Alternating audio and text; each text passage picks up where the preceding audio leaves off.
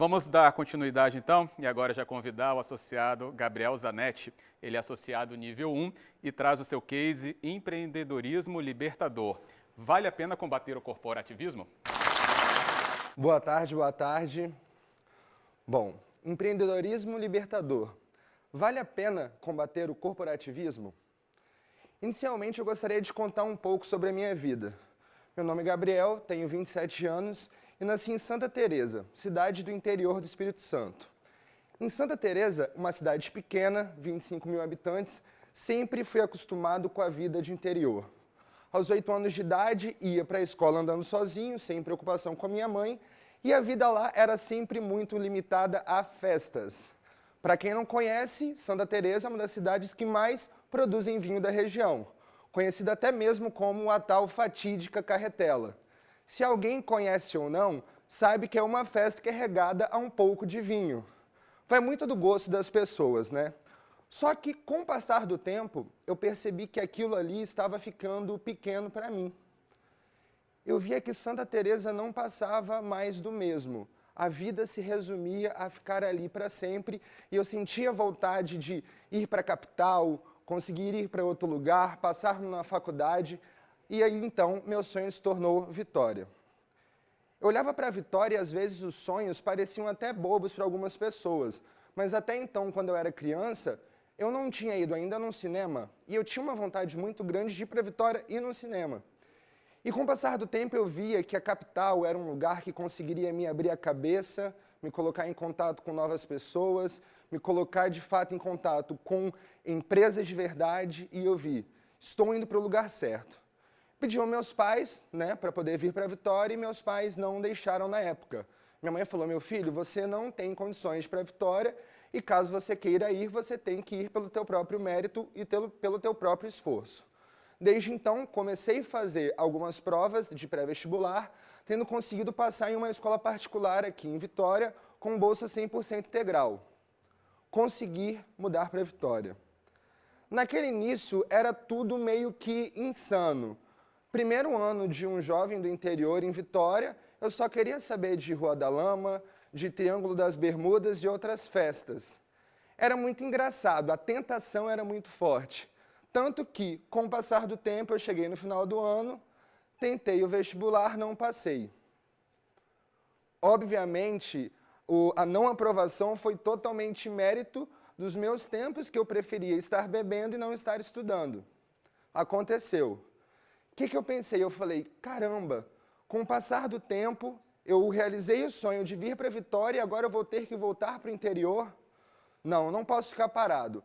Comecei a fazer algumas provas de pré-vestibular e encontrei um lugar mágico, Colatina. Para quem não conhece, Colatina é conhecido como se fosse o deserto do Saara. Não é um clima muito agradável para morar.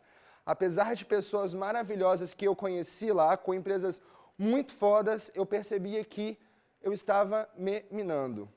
Não estava atingindo o meu objetivo, que era vir para a capital e querer algo muito maior. Desde então, comecei a estudar e até que, enfim, consegui passar na UFES. Quando você chega numa universidade federal, é uma coisa muito nova. Até então, eu entrei com aquele sonho de ser calouro, aquelas práticas normais, pinta calouro, raspa a cabeça, e na minha sala tinham pessoas de várias cidades. Santa Teresa, Vitória, Vila Velha, interior de Minas, Governador Valadares. Aquilo tudo era muito novo para mim. E o mais engraçado é que quando você andava na Universidade Federal, você via os diversos grupos e as suas defesas de interesses. Você tinha um grupo que defendia, por exemplo, o movimento feminista, você tinha um grupo que defendia o movimento contra o racismo, você tinha um grupo que defendia o Estado jurídico totalmente positivo. E aquilo era muito novo para mim. Eu falei, gente, será que essa galera na faculdade precisa todo tempo estar brigando por alguma coisa? Eu só queria ir para minha sala de aula, estudar, aprender o que era o direito. E pouco a pouco eu fui me desanimando com o direito. Aquele sonho do início da faculdade se resumia a, cara, vou estudar, passar no concurso público e eu quero ser juiz. Quero ganhar 30 mil reais por mês e ficar de boa, viajar pra caramba. Só que com o passar do tempo eu fui parando para pensar, falando, Isso também não é para mim.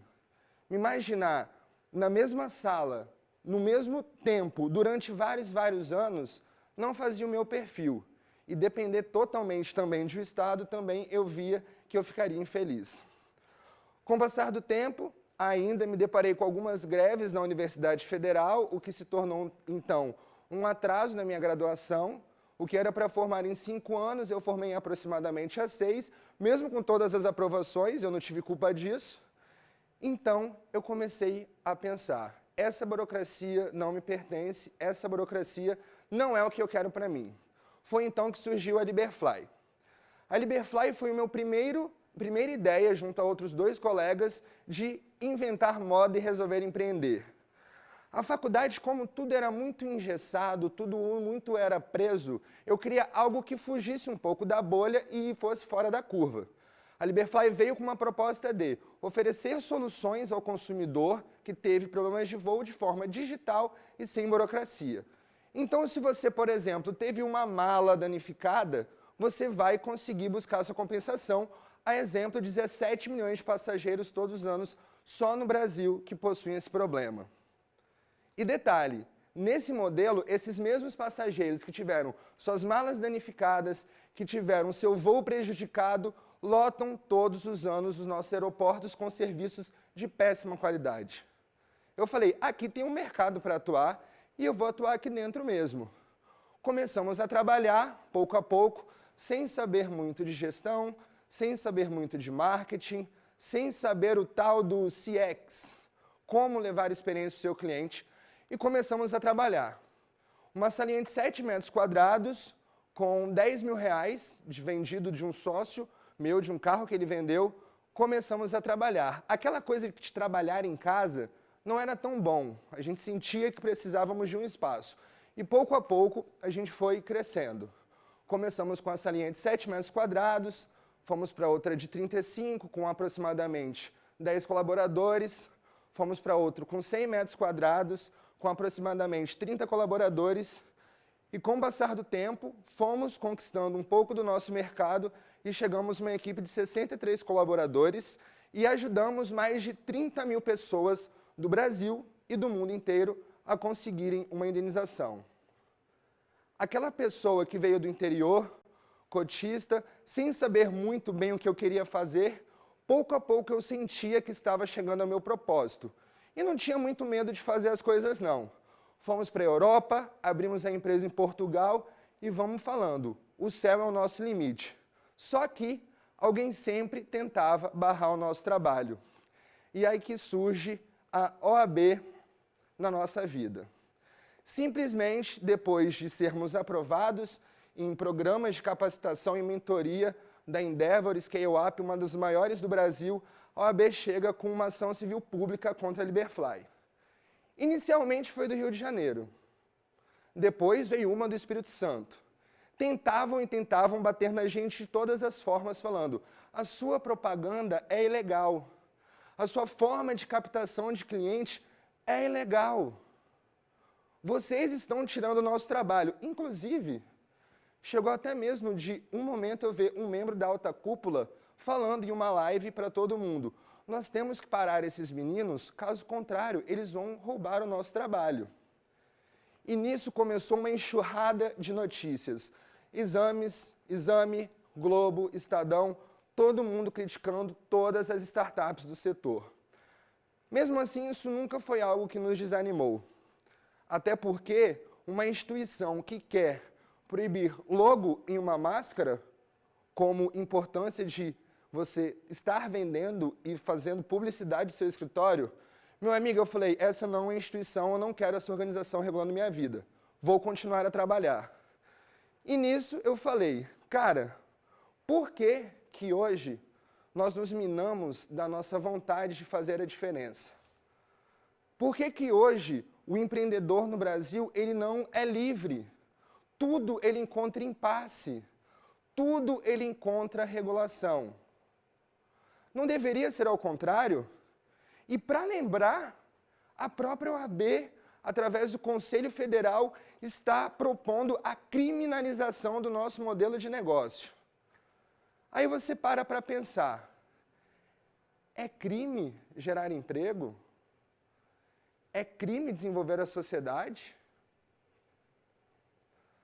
É crime fazer a diferença em um Estado até que então não tinha nenhuma iniciativa de tecnologia ligada ao direito? E uma coisa eu tinha muito claro e certo para mim. Não é crime o que eu faço. Eu sou muito claro. A minha própria liberdade individual me permitiu que eu abrisse a minha empresa dentro de um cenário que ninguém nos apoiava. Caso contrário, eu estaria fadado, talvez, aos escritórios tradicionais de advocacia, trabalhando por horas e horas do dia, ganhando R$ 1.200. Muitas vezes inferior a uma própria loja de roupas dentro de um shopping. E isso foi a nossa luta e o que a gente continua lutando a todo momento. Querendo ou não, no Brasil, você tentar empreender acaba sendo sempre um 7-1. Você começa, você contrata pessoas, você tem uma legislação que te prejudica pra caramba, os impostos tão altos e você acaba sempre ficando minado. Lá naquele início dos processos, em um certo momento eu baixei a minha cabeça e falei, será que é hora de desistir e procurar alguma coisa mais tradicional? Mas eu falei, não, Ari, vamos com tudo, vamos continuar trabalhando, porque se alguém tentar travar a nossa empresa e fechar a nossa empresa, amanhã eu abro outra. E eles vão começar a fazer tudo de novo. Ninguém vai me parar. Se a gente pega e tem uma alma de empreendedor ao qual a gente está lutando pelos nossos ideais liberais de fazer a diferença, a gente vai conquistar isso. E só tem uma regra, é hora a bunda na cadeira e você levar o seu discurso para todos. No mais, não deixem, meus amigos, não deixem, membros do Instituto, vocês ficarem calados. O nosso grupo é justamente um grupo de pessoas que podem levar isso a outras pessoas. Quiçá mudar o nosso estado, quiçá mudar o mundo também. Qual que é o problema? E é isso que eu venho falar aqui para vocês. Não vamos nos deixar desanimar. O 7-1 de todo dia é algo que a gente tem que vencer. Muito obrigado.